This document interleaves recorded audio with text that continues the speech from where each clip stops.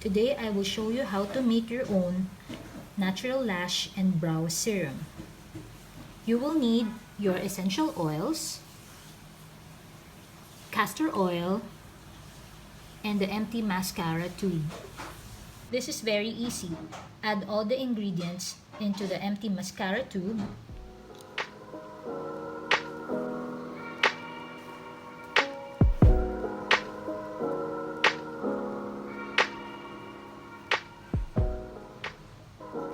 Fill the rest of the mascara tube with the castor oil carrier oil.